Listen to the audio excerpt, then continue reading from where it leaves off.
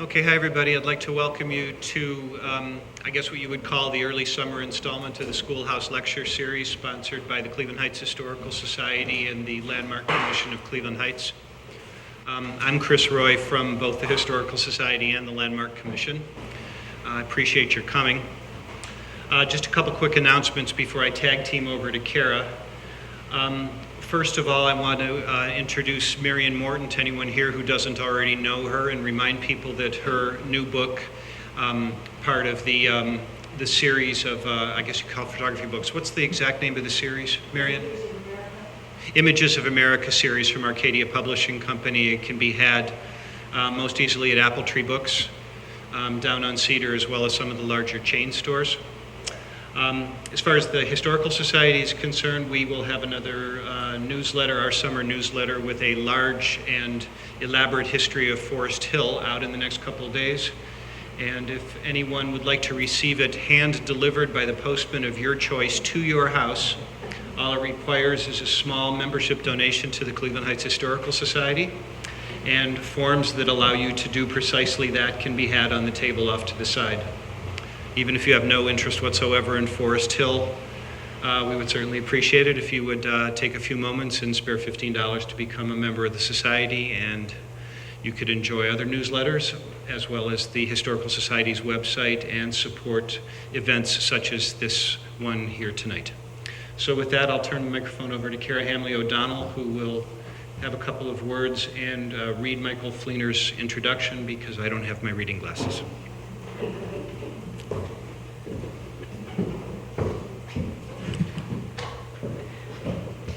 I'm Kara Hamley O'Donnell. I'm the Historic Preservation Planner for the City of Cleveland Heights, as well as the person who sort of operates the schoolhouse here and is in the process of collecting Cleveland Heights memorabilia, photographs, that kind of thing. So we're always happy if anyone has anything to share with us to either donate it or let us borrow it and make copies of it so we can kind of catalog our great history. And the other thing is, for those, I see some familiar faces, but also some faces I have not seen before. We generally have been trying to do these lectures about every other month or so during the depth of winter. But we're going to have to take a few months off this summer because there is going to be, what I've told, a giant hole in the middle of Euclid Heights Boulevard between our parking and this building. So relax this summer, and we should have a couple more lectures for you in the fall before the winter kicks in. With that, for those of you who've not been here before, you're welcome after the lecture to take a look upstairs. We have sort of a rolling slideshow of old Cleveland Heights photographs up on our computer. The restrooms are back through there. There's also an exit there, exit here. I feel like a flight attendant. If you, we're happy to have you take a look around and see some of the things we have about Cleveland Heights. With that, Michael Fleenor is going to be talking with us this evening, and he is the Director of Preservation Programs at the Cleveland Restoration Society, which is one of the country's most prominent and well-respected preservation organizations.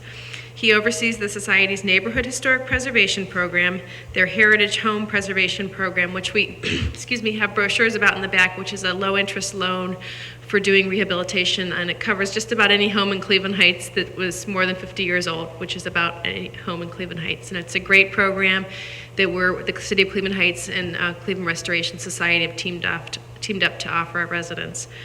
He also oversees the Sacred Landmarks Assistance Program and the Preservation Resource Center. Michael has a Master of Arts degree in educational psychology and counseling and public history. Before moving to Northeast Ohio in 2000, he was on the staff of the State of Tennessee's Historical Commission, where he worked with the state-owned museum properties. And we're happy to have him here tonight to educate us about some of the sort of newer homes in Cleveland Heights.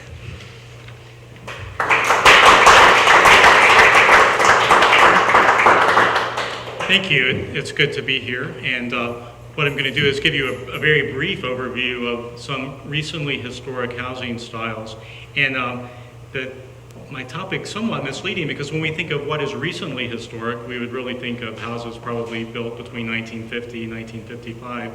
But I wanted to cover a little wider time range because the 1930s really influenced, or kind of a dividing time in American domestic architecture, and I wanted to talk a little bit about that and influences in post-war housing. But there was really a lull in building in the 1930s.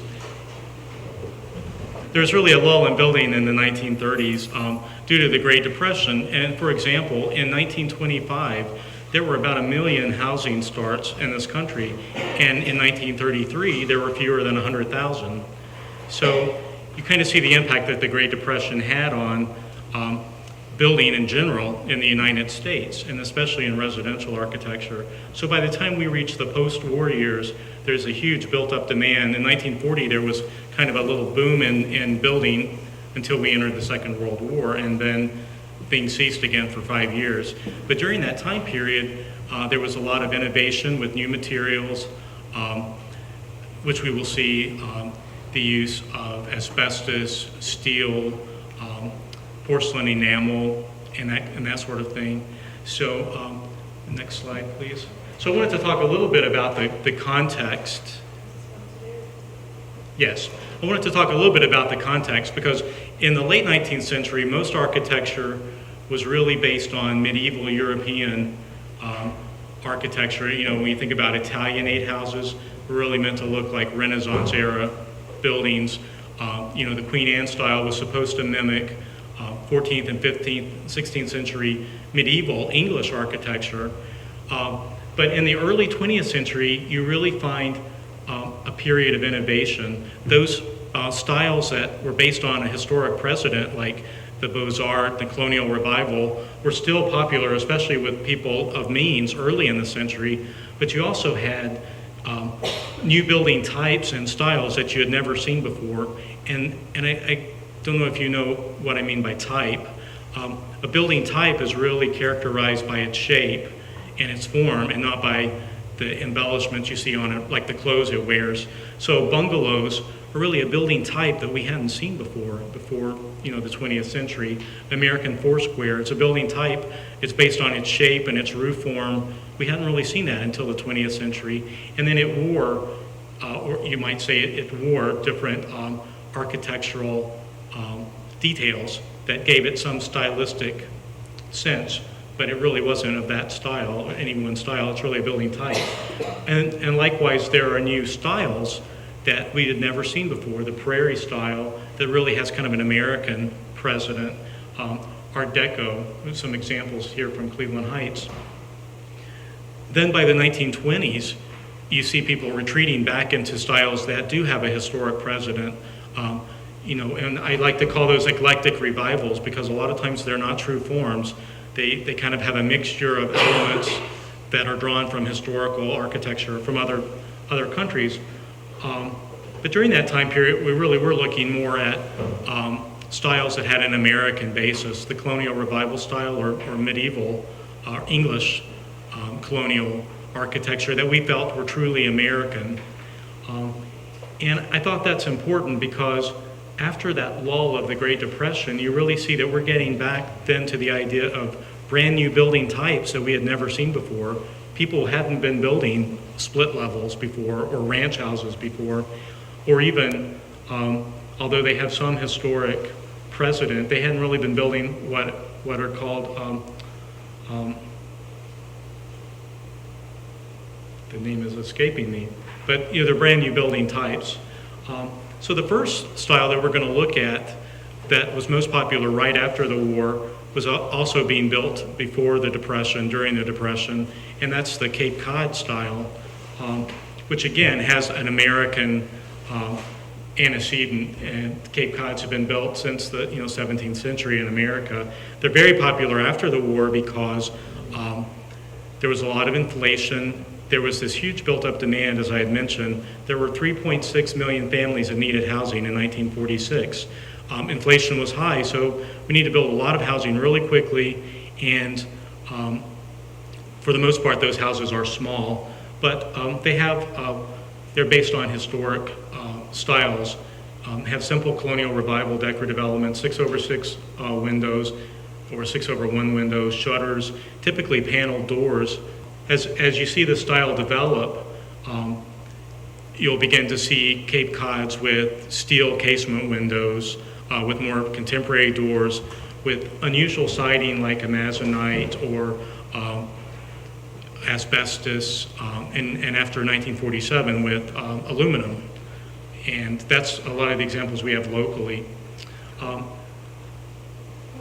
Cape Cod is a style that we really associate with the Levitt towns, and the one that's best known is in Long Island. But the Levitt's also built in rural Pennsylvania and rural New Jersey. They used mass production techniques, assembly line building, very standardized materials, and were able, by 1950, their crews were able to erect a house every 16 minutes. These were averaged about 800 square feet and cost around $7,000 in the mid-40s. As you see, the earliest ones were really squarish. They had about 4 rooms and a bath. And the later ones really began to resemble, like the bottom image you'll see by 1956, they really started to resemble the ranch house. They were small ranches, essentially. And many of them had carports. And again, steel casement windows. Here's some more examples locally, aluminum sided. An example of very traditional form, but a contemporary elements like the steel casement windows. And that's something that you can really use to identify a lot of housing that was built right after the war. The other traditional styles are, again, I call eclectic revivals, are very similar to houses that you would have seen built in the 1920s, except these tend to be streamlined. A lot of times the porches or the porticos have wrought iron details rather than wood. And the telltale sign for some of the ones like you have here in Cleveland Heights, Shaker Heights, and in certain parts of Lakewood, that they're post-war instead of pre-war is that they have the steel casement windows, if those have survived. Here's some other examples from Lakewood and some smaller ones from West Park, but very nice houses that tend to resemble Georgian revivals, again, Tudor revivals, traditional styles that you would have seen in the 1920s. And as I said, in the 1930s, there's a lot of experimentation with materials, and we really think of the Century of Progress and the World's Fair in Chicago in 1933, and then the 1939 World's Fair as well, looking at kind of futuristic forms and materials. This Armco Faro, a Mayflower house, I thought was interesting at the 1933-34 World's Fair because a lot of the manufacturers were here in Cleveland. Faro Enamel Corporation and the manufacturer of the vitreous enamel for the enameling of the exterior. Again, they have steel casement windows, and they kind of foreshadow what you see, iron railings for the porches. They foreshadow what you see after the war. Some of the more unusual houses that we see less of are Carl Strandland's Lustron houses. There are some local. These are built entirely of porcelain enamel steel panels, and they were, manufactured housing essentially. There are only 2,500 constructed. On the next slide, you'll see some of the interiors, which also happen to be steel panels. This one was in Louisville, Kentucky. Really interesting. They're very small, about, I would say, 800 square feet, and they have a lot of built-in features like the dressers, closets, cupboards. Everything is steel in these houses, so you can't nail into the walls. You'd have to use a magnet. Right. But they were much cozier than I would have thought. Another manufactured housing from the post-war years, actually started building these in 1936, are Gunnison houses. And I was actually surprised that there are some of these locally because they're built basically out of plywood. They're built out of a frame, 4x8 frame, which they insulate the interior of, and then they do stressed wood panels, essentially plywood, on the inside and the outside. And there's some of these in Cuyahoga Falls. And the way you can identify them are these vents in the roofs that look like chimneys. But you could put them together kind of like a child's construction set, 4x8 pieces. You would get windows built in already or doors built in. And as long as you stayed with those dimensions, you could, customize your house using pre-manufactured pieces. Getting to really the more common styles that we see locally, though, minimal traditional is one. It was built between 1935 and 1950. A lot of architectural historians don't really like this term because they think it's sort of it's giving a stylistic label to something that is not actually a style. I think it's really helpful, and it was actually the McAllisters who did the Guide to American Housing that I think coined the term minimal traditional, and it's really a basic house that has some stylistic elements that reflect historic styles, but they're not really that style. And I thought these were good examples. They're really, these border being minimal traditional and being early ranch houses, but you see just kind of minimal use of stone. It's not really a Georgian revival. It's not really Tudor revival. It's none of those, but it looks traditional. Brand new house that looks sort of traditional. The ones that I think of more often are in the next slide, have more Tudor features, really steep pitch of the roof. And these, I think it's more clear what they were trying to do. And when you see a development of minimal traditional houses, it becomes very clear. I think of them somewhat as kind of paper doll houses because you have the same basic form, and you'll have one that looks kind of colonial revival that has wood siding and shutters. The next, might have a massive chimney, and it has a little bit of stone. It looks kind of Tudor, but it's not a Tudor revival house. And then you have others that kind of seem a little more colonial revival or Georgian revival, but it's really basically the form, and they're not any one of those styles. And these were built in immense numbers, really in the late 30s and the early 40s. They're very common in South Euclid, West Park, and Cleveland. I don't think I've seen many of these in Cleveland Heights. And then there are some confusing houses that I thought I should bring up at this point. Like in the lower right, these don't have the steep pitch. They have some stone detailing, but they're really not used in the same way that you see a minimal traditional house. You don't have arched doorways or windows. There doesn't seem to be any attempt to make them look like a historic style. And what I would call those are a post-war cottage. That's why a lot of people don't like that term minimal traditional, because it's somewhat confusing. But I think of it as those styles that really attempt to give you some reflection of a historic style, although they don't do it in a true way like you would have found in the 1920s. So these I would call post-war cottages, and they're not specifically any one style. But they foreshadow the most common post-war building type, which is the ranch. And ranches were built between 1935 and 1975. Actually, there are probably ranches still being built today, based on 19th century Western houses. Especially in the later ones, you'll see a lot of influences by Wright and the Prairie School. There are certain character-defining features that you see in any ranch. Obviously, that they're very horizontal. They're one story. If we look at preserving character-defining features, the picture window, the larger window with two side windows. Sometimes they're jalousie windows. Sometimes they're double hung. The clerestory windows or smaller windows in bedroom wings. And basically the front orientation of a garage and the rear orientation of living spaces. Interiors being much more open, again, because trying to have a smaller house with more modern conveniences. So these do oftentimes, they're more oriented to the rear yard, which was really their living zone. A lot of different type of roof forms, hipped, cross-gabled, and side-gabled. Other examples, again, some are more like minimal traditional style.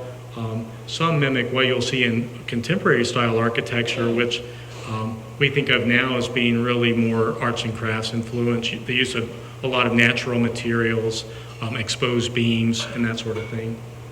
And another character-defining feature are those great garage doors, which people might not think of as being really unique and special to the period, and that give you a real clear image of when these houses were built.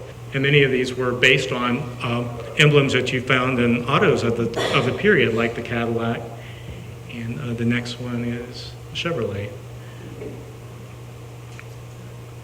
And then the other mid-century style that I think is very common is the split level. Again, totally unique form that we hadn't seen before. I think they're really unique in orientation because there's more zoning of living spaces. Everybody has a television, so that the family room is down near the garage. You know, the quiet bedrooms are up on the uppermost level a lot of times.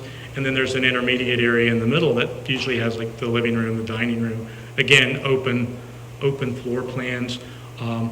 These often try to utilize uneven building lots. They're more economical to build. So as the mid-century moved on and people want larger houses, this is really a way to get a larger house on that same small footprint that you might have initially had a Cape Cod on. And the later examples you can see tend to have double doors. And the sash, again, you'll find a lot of stylistic elements. So the sash could be, or the windows could be one pane over one pane, or 2 over 2 horizontal, or 6 over 6 if they have a more colonial revival stylistic ornamentation. And you do find that colonial revival stylistic elements show up in ranch houses and split levels through the mid-20th century. Some other examples. Again, later examples have this garage oriented to the front at a cross gable, creating an entry court, a very common feature. And then probably the architect preferred style of the mid-20th century would be what we would call contemporary, built between 1940 and 1980. These are identified by flat roofs or gabled roofs, and there are really two forms. The flat roof form tends to be white stucco and really mimics more international style architecture of the 1920s. And then your later styles really pick up more, or your later contemporary housing really pick up more stylistic elements from the arts and crafts movement. The use of stone and brick, different building surfaces. They tend to have more gable ends, exposed rafter tails, and that sort of thing. And here are examples of the later style, the gabled subtype, which, as you see in the uppermost example, have the overhanging eaves with exposed roof beams, heavy piers occasionally supported gables. And then these are really the later, getting to the late 1960s styles. This moves in actually to what's called the shed style, which became more popular in the 1970s. And I didn't want to come up that far, but very steep pitched roofs, the use of a lot of natural building materials. So I think these really kind of move into the shed style. And then this is one of my favorite contemporary houses locally, because it looks like it could have been designed by Mike Brady from the Brady Bunch. I thought it's very similar. They even have the open staircase that you can see through the glass. But again, really kind of blending in with nature, the use of a lot of natural materials, incorporates arts and crafts emphasis. When we look at mid-century interiors, homeowners in the mid-century, I think, were really willing to sacrifice space for more modern conveniences. And if you look at the example here of the kitchen, we tend to forget in the 1930s, people were operating with really very little cabinet space. So the type of uniform, kitchen cabinets that you could buy by the 1940s, that was really a convenience to have. I've been to a number of site visits with homeowners who thought I was insane when I suggested that they would want to preserve their metal, Youngstown cabinets from the 1940s and 50s, because people tend to want to throw those out as soon as they can. And you'll also see in interiors, mid-century interiors, again, more materials like resilient tile rather than ceramic tile, and new materials in plastic tile. Even in the more traditional housing, like colonial revival style houses, instead of wood staircases, you often find wrought iron. You'll find really small casings, minimal window surrounds, and that sort of thing. What are our preservation challenges for mid-century housing? One, the most common that I see are windows. It's very expensive to repair steel casement windows. Not many people can do it. They tend to be notoriously drafty. And what we find is homeowners tend to throw them out rather than have them repaired. Unusual materials. When you look at porcelain enamel, where do you go buy porcelain enamel if you have a Lustron house? I'm really not sure. That would be true of other materials. Some mid-century windows, even double-hung sash, a lot of times they have horizontal divisions, which aren't necessarily being manufactured today. You'll find mid-century windows that, rather than ropes and pulls, have little pins that hold them in place. So getting materials, size, they tend to be kind of small, and people look for much larger houses today. Those 800 square foot Cape Cods that were built in the 1940s have kind of a limited appeal when we're expecting more like 2,000 square feet. And then changes in taste. Found that we have a lot of homeowners who really haven't learned to appreciate their Cape Cod and what it says about the stylistic desire of the builder to imitate their own little piece of Williamsburg. People today think of them oftentimes as just a bungalow. It's a small house, and we run into a lot of homeowners who want to make them look like arts and crafts bungalows, which really isn't appropriate, but people want front porches, and that's what they're really seeing in design magazines. But then some of the preservation opportunities is, the arts and crafts revival bodes well for some of those mid-century houses, like some ranches that seem to have that horizontal orientation, a lot of natural materials. They seem to fit well with arts and crafts furnishings, arts and crafts fixtures, and that sort of thing.